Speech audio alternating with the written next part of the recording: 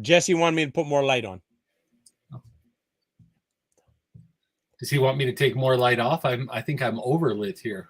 No, you're fine. We're going to be live right away here. I might have jumped the gun. Okay, welcome to Hopeifiers. Hello, I am the acapellist, and with me is Brother Scott Sweetman. We have a show put together to you for today. The producer has been working tirelessly on getting this show together. Scott, what have you for us? Oh, so much tonight. We're going to talk about the politics of hope. And that's something that has a lot of different meanings to a lot of different people. It seems like it should be straightforward, right? Like, hope, politics, we all understand those things. But it was actually a theory that was, there is a theory by John Dewey, the guy, Dewey Decimal System, came up with all that. Yep. Well, I know what that is, but yes, Yeah. I've heard of him. Yep. So he came up with the treatise that included the politics of hope. And that's not what we're going to be talking about tonight, just to clarify, because that's a whole philosophy thing. It's on its own. But we are going to be talking about, and our advertising said that we're not going to be talking about it in a cynical way, because there's a lot of cynicism around politics in general right now, and in particular, and we're going to talk about why that is tonight, and why that's a prevailing feeling. But we are going to talk about how hope can be a successful part of not only political rhetoric, but also an outcome of the political action of our leaders and parties, and how to identify the possibility of success based on scientific research. Sound interesting? Yeah, that sounds great. This is a little off topic, but I don't know why this twigged when you were talking. I was just thinking of, you had an experience where a doctor 6 years ago or so said you're dead in 6 months, right? Yeah. Along those lines. So you think about how, like, hope destroying a doctor's comments like that, and why would it be necessary why wouldn't it be okay to leave a little bit of doubt in that?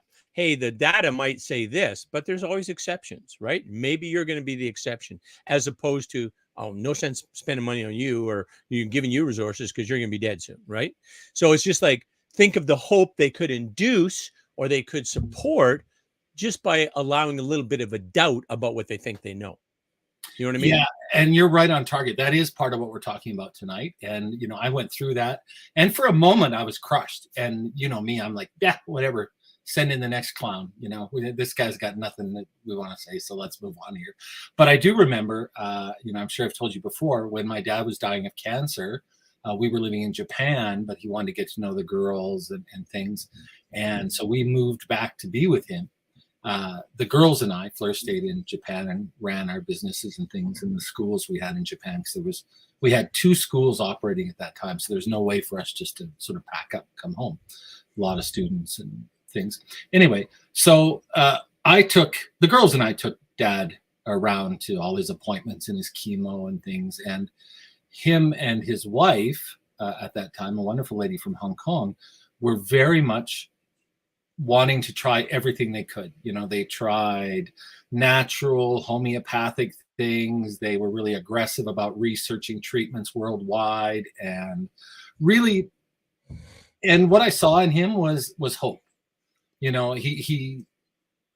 don't think that he necessarily said, oh, well, this is no big deal. I know he didn't feel that way, but he did feel that there was a real possibility that he might be able to, beat this or delay it or whatever. He had a great relationship going at that time, and his business. So it's kind of like, as long as he had an option or another avenue to explore, then he had hope, right? If he's trying this and that didn't work, but hey, you know what? I haven't tried this. So there's reason for hope to try a different. Yeah. Cool. But he went to a doctor in Calgary, a new doctor, that they were discussing a change in the chemotherapy, because the chemotherapy was making Dad really, really sick. Some people, it doesn't seem to bother. I know I used to go sit with him when he got the treatment, and there was people in the room that were throwing up and really in horrible shape. And, Sure. Dad started off okay, but then he I don't know if he just got overwhelmed by the chemicals and things. Anyway, so he went to meet with this new doctor that he was referred to talk about this.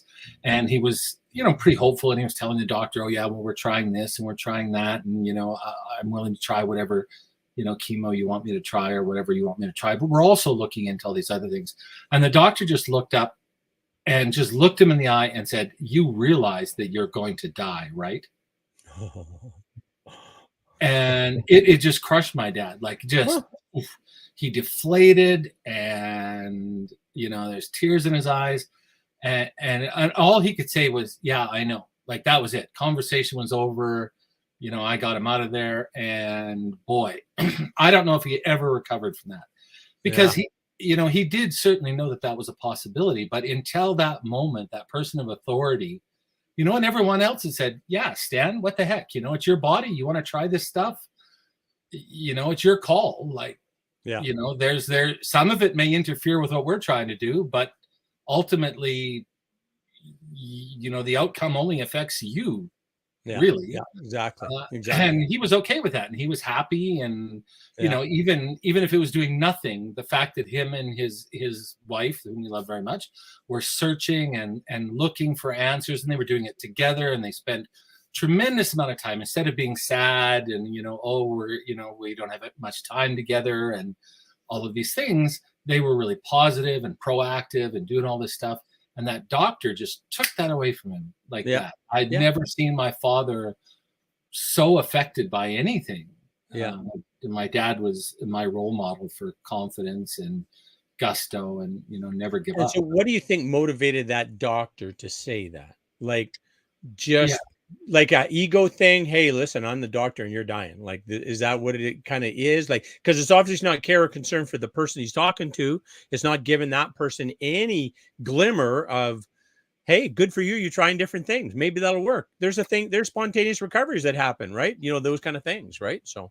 Great question, and folks, don't worry. It is relevant to what we're talking about, but we're going to go down this road a little bit because I think that it's something that a lot of people face about hope, and I think it's great that Al's asking these questions. We're talking about it. So when I lived in Japan, I was really sick, almost died, and in Japan, by law, a doctor cannot tell you you're going to die. Oh, he can tell your loved ones, he can tell your guardian, he can tell other people, but a doctor cannot tell the patient directly that they're going to die. Interesting. And the belief there is, and so strong, and it may have changed, but I was there 20 years ago, 15 years ago. It wasn't that long. Anyway, at that time, the belief was, and traditionally the belief was, that if a doctor who's very revered in, teachers, doctors, people of authority, that if a doctor looked you in the eye and told you you're going to die, that basically through pressure of their will, you would die. Like you would just give up hope. That would be same thing as the placebo effect with the drug, right? If you believe that that's going to cure you, or you believe that's going to kill you, it's going to do it either way, right? So, yeah. Well, and they also believe, rightly or wrongly, that your family is in a better position, perhaps, to make decisions while you're dealing with this grief. The idea is that you can deal with your own grief and getting used to the situation while your loved ones can take care of business and you're getting things arranged for end of life and all of those things. And when I came back here and talked to some of my doctor friends, they were pretty offended by that. And they were like, oh, that's barbaric and that's primitive and no one else but the patient has a right to know, which I see some concerns there. But many of the doctors I talked to here believed that it was their moral responsibility to be direct and inform the patient of the worst case scenario, if you will. And they really felt firmly that if a patient had a strong prognosis that they were headed for a terminal situation, that the doctor had a moral responsibility to tell them straight up, not to sugarcoat it, but to tell them, right to their face, that's the end. Now, this doctor with my dad, I think he was annoyed that my dad was looking at Eastern medicine and things that he considered beneath him, and that the medicine that he was practicing or preaching was far superior. And I think that that's where the comment came from, was a sense of superiority rather than a sense of wanting to actually hurt my dad. I think it caught him off guard, and he was trying to, wake up this deluded person that needed to know that they were in fact going to die. So I think that there's a lot of difference in that perspective. And, I've met doctors here that are both. I've had doctors tell me all the ways I'm going to die. And, it wasn't just that one, but, I've had doctors that I trust and like say, well, if this happens, basically you're too heavy for us to do a surgery. There's no other fix. You're done for. And then other doctors say, it's really up to you, what you can persevere through. And, if you keep pushing to get better and overcome these things, then who knows? There's lots of people that do overcome, what seems to be 100% cut and dried. This is going to happen, and it doesn't. The fact is that medicine isn't the be all to end all. It's sort of a best case guess, right? You know what surprised me? I've heard many people who, through whatever changes they've made in their lifestyle and healing type modalities that they adopted and, trauma that they dealt with in their lives, that they took a terminal diagnosis like stage 4 and it went away. Boom, gone, right? Yeah. And which is amazing, but not beyond belief. I mean, our mind has so much control, or the connection between our mind and body is so strong, right? Our mind can make our body feel calm and relaxed and healing, and our body can make our mind feel calm and relaxed, right? So learning that, knowing how to maximize that. Anyways, the long and the short of it is, people who have reversed spontaneous remission, they're done, they're cured, right? And you'd think a medical professional would say, holy shit, I want to know more. What did you do? What did you change? How did you achieve this? Because the science says you're going to die, and here you are, you're healthy, and the cancer's gone. How? But they don't ask that question. They just kind of just like, oh, all right, well, good luck. Like it's just like, how could there not be curiosity regarding that, right? So I think part of it is psychologically protection. I mean, as a doctor, it's one of the reasons I couldn't be a doctor, is that it would kill me if I couldn't help somebody, a single mother with a couple of kids. And, my mother had uterine cancer when I was 7. We were talking about, my mom got divorced when I was 6, and it was really hard for her. And so she was working like 3 jobs. She was working in a hotel in the lounge at night, and working in a vet place cleaning dog kennels, and a feed store lugging feed, sleeping 4 to 6 hours a day. And then she goes in and the doctor says, well, this is not going to make your day, but you've got cancer. And he's like, it's operable, but it's kind of 50-50. Back in those days, now the big C word isn't a death sentence, but 20 or 30 years ago, boy, if that big C word was dropped, everyone in the room's thinking, oh, we better get ready for the end, because that's it. And, she had 2 kids. She'd just been divorced. And like you say, and she got quite lucky. She got a doctor from Bangladesh, I think, that had recertified and was working here. And his philosophy was a bit different. He's like, the medicine is 50-50, but I personally, as your physician, believe that, if you have faith and believe that you can fight through this, you've obviously come through a lot of things, and your spirit and your soul are really tough. I believe your chances are quite high. Personally, I'm obligated to tell you the medical prognosis, but I also want to tell you what I believe. Right. And she's still to this day credits that doctor with saving her life, because beautiful. She said all she wanted to do was crawl in the corner and give up, because all she could think about, who's going to look after her kids. So again, while one person can make a huge difference in somebody's life, right? That Absolutely. doctor that came here from Bangladesh and was kind and considerate and gave your mother some reason to say, I might be okay here, right? That just that transaction or that exchange made a huge difference in the rest of her life, allowed her to carry on, right? So that's a great It did, story. and she's been cancer-free since. He did the operation. He was there with her, and he was always, I believe you're going to be okay. Yeah. And he did. He believed that she could make it through. And I think, like you say, was it just that he wasn't, looking her in the eye and saying, boy, you've only got a 50% chance of surviving. You better find somebody to take care of your kids. Or was it that it was somebody in, a position of authority saying, yeah, let's do what we can, and you do what you can. And I believe in your ability to affect the outcome. And I think we forget a lot of that. And I think that's part of what we're talking about in politics. But certainly your point of one person making a huge difference is really important for our viewers, and you and I, of course. We tend to forget that, right? The power of one. True. Yeah, exactly. And But I mean, we can make a difference like every day, right? Just in a transaction with the barista at Starbucks, or with, that you have a little chat and say, "Hey, Cheryl, I like your sweater," or whatever, right? And you can give them a smile and have a little bit of a nice feeling that you had a nice exchange with this other human.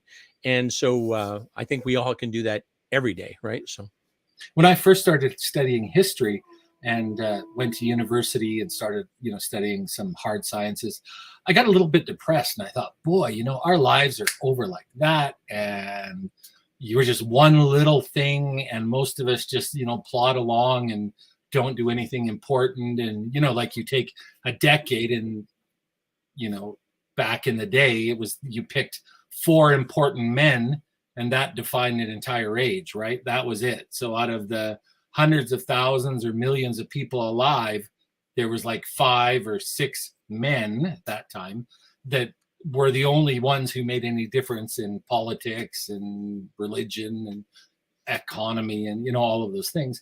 And so when you first start to think like that, and you look up in the sky and there's billions of stars, and you think, I am less than an ant, right? You're like, nothing I do has any effect on, this big spinning ball of gas running around the sun. And then when you start really getting into it, you realize that everything in history occurred because a whole bunch of people did one little thing. Now, at the end of that chain, there may have been a man or a woman who we identify as that great thing. But for that person to get to that exact moment, that exact place, to have all the tools they need, et cetera, et cetera, et cetera, there was tens of thousands of moments that had to occur that involved a multitude of tens of thousands of people to make that one thing occur. And then you realize the power of one, that if that everything we do creates these chains that spread out through humanity, the universe, culture, history, and it changes things. Not always good, but yeah, I firmly believe now that each of us is a divine agent of change, and that everything we do. Yeah. Love it. Yeah. Sounds great, Scott. Don't you I'm think with so? you. Isn't that your experience? It is. It is. And it's like when you start to think about life in that way, that I chose to come here for this human existence at this time. I wanted to be here when there was a worldwide pandemic.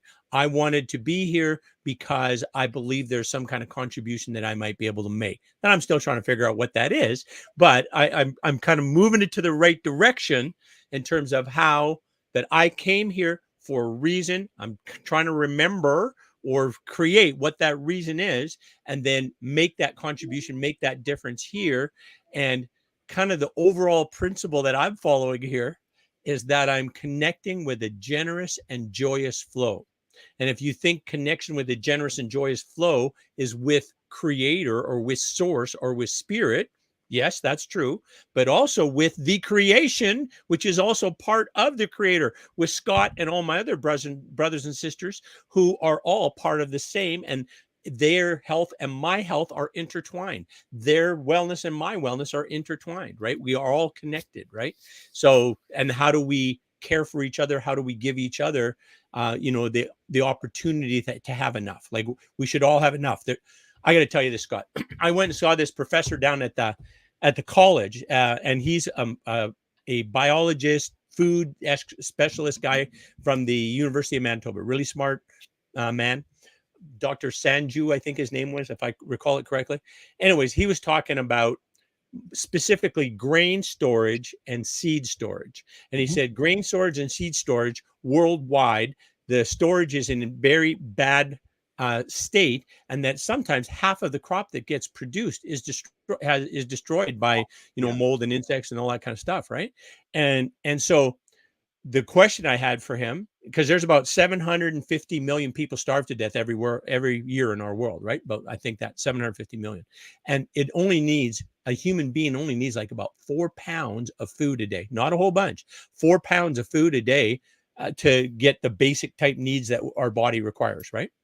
Anyways, I asked him the question. I said, so if you had a magic wand and you waved it and boom, everybody, all of the storage is happening. Like we as a world invest in this storage to maximize our food and then make it sure it gets distributed to the people who need it. Let's pretend we were able to do that. How many people would not die? How many people would be saved from starvation if we did this? And was 1.8 billion. So more than twice the number of people that are currently starving could be satisfied by, could have enough food, enough nutrition to be healthy and live a good life and have the energy and strength to do what they want to do. So that is like encouraging and amazing. So solutions are there. There's enough for everybody. We just got to get it distributed that way. Right. So anyways, I was super excited about that conversation. That's an amazing conversation. And I know when I was in the Middle East, I saw a young girl that had starved to death, and her body was on the side of the road, and her mother was there with her. And I think I don't know how to say this without correctly, but seeing that, I wish that on no one. And if there was anything I could do to prevent that, like so much. And I've been really aware of the amount of food that we waste. And, you go out by a restaurant and they're just throwing out so much food because we demand, this big portion. And North Americans are, and I can say this, I have traveled all over, and we in North America, I will say we, because I'm as guilty as anyone else, we want big plates and we want them keeping full, and we don't care if it's $30 a plate. It better be, more than we can eat. And a lot of other cultures are really offended by that. I know, for example, in most countries in Asia, wasting rice is a big deal because, it's only a few grains of rice that are the difference between starving and living, really. And the amount of work that goes into harvesting a grain of rice is massive when most of it's done by water buffalo and hand power. And, and I think that for whatever reason, culturally, we've got to the point where too much is just enough. And I do think that's reversing. But, there's that old saying in the military that one is none and two is one. And I think that unfortunately attitude has prevailed in a lot of our cultural habits. And I know that I don't go to restaurants anymore, except for very, very special occasions where it's something special, because I can't deal with the amount of food that they put on plates or the amount of food that gets wasted. It's really stressful for me because, as I said, I've seen somebody, a real human being, not on TV or not in a newscast, but 10 feet away from me physically, who was alive yesterday and went through a horrible, horrible death where they had died because there was no food for them to eat. Wow. That's something that no human should ever have to see, because it should never happen to any other human, right? I mean, we got enough in this world. How do we get it to the right places? And there's smart guys like that doctor who says, we do this. Well, where's the, how can we make that happen, right? Where's the will to make that happen? And is it like, he was kind of making it more of a cooperative. But anyway, Scott, I'm kind of led us astray again. Let's get back to the agenda that you have set. Where are we on our? Well, I had a good segue.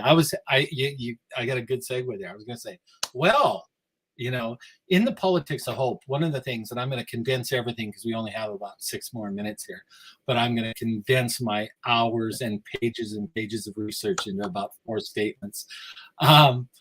Hope is, during the 2017 to 2022, hope was a really big buzzword. Do you remember Barack Obama and his poster, his face, and just said hope on the bottom? And a lot of promises were made during that time period. And I'm using the Americans and the presidency of Barack Obama as an example, because things have really shifted. And if you go through history, we go through these up and downs. And during that period, there was huge amounts of hope. Barack Obama was going to be the first Black president. He was promising real hope for a lot of poverty-stricken and underprivileged people of every color and whatever. And there was a lot of hope. I mean, he won the election based on hope. That was his campaign. And people were really, their expectation was really, really high.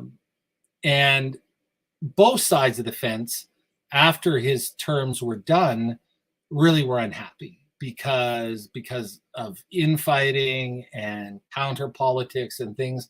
A lot of the things that Barack Obama set out to do were never realized, whether they were impossible to begin with or whether he was, thwarted by actions of other politicians or the media or whatever. Both the people that had voted for him and the people that had voted against him really had the feeling that hope was lost, that so much hope had been placed in him as a president, in his presidency, and some of it was realized. I have nothing against the presidency, but if you look at the literature out there, that's where they point to a real shearing in North America and Europe as well. And I have lots of examples for those countries, but we'll just focus on the one. And things changed politically. And so hope became the enemy. And we saw a lot of really negative politics after that period in Europe, North America, Great Britain, and, unrealistic, dreamer, and people who put out hopeful messages were really attacked. They were attacked by the media. They were attacked by, politicians from the other sides, and everything swung back the other way. And where hope became kind of the antithesis of political success, and which is really interesting because we now find ourselves in the last 10 years, 5 years, really unanticipated global change that really triggered and intensified people's need for hope. Right? We're facing pandemics and we're facing all the arguments: is the vaccine safe? Isn't it safe? It's our only hope, but it's making people sick, and half the world has said their economies are going to shrink and they're going to suffer recessions, and so many things going on right now. The need for hope is huge, and the literature over the last 2 years and a lot of research has gone into not only the basic human desire for hope, because psychologically hope is something we all need, right? Without hope, there's not much use for us to keep breathing. So we have hope for little things and big things. But now hope is also a way to stop growth and stop change. And hope can be used as a weapon to contain and control. In that if we put all of our money, all of our energy into these things that we hope will come true, that energy is wasted. Ultimately, they'll fail. Nothing will get done. We'll have wasted this time. Things will get worse, etc., etc., etc. Okay, are you with me so far? With you. I'm going really fast here. So right now, or the last couple of years, there's a lot of anxiety going on, a lot of insecurity going on, and people are really out there searching for hope. And we're in a really interesting position now in that you have people of all political stripes putting forward statements of hope and concepts of hope and ideas, trying to tie into that powerful vein of hope in the public. But as we discussed, because of what happened in 2017, 2020, 2022, internationally, there's a suspicion about political hope, and people are wary. of politicians and leaders that say, oh, we'll turn this around and we'll change this and we'll make it better. And this is really relevant because you and I have identified through all of our discussions on hope that one of the things that you need for hope is a plan and action to make it happen, right? Hope isn't a wish. So just sitting saying, oh, I hope no one starves to death. No, that's a wish. You might wish no one starves to death, but a hope no one starves to death is, I'm going to eat less. I'm going to save more. I'm going to do, research and listen to people who know better than I do about what we can do. And maybe there's a solution for this. And, Sure. maybe I can't change maybe it. in our community, it might be volunteering at the food bank, right? Exactly. It could be, right?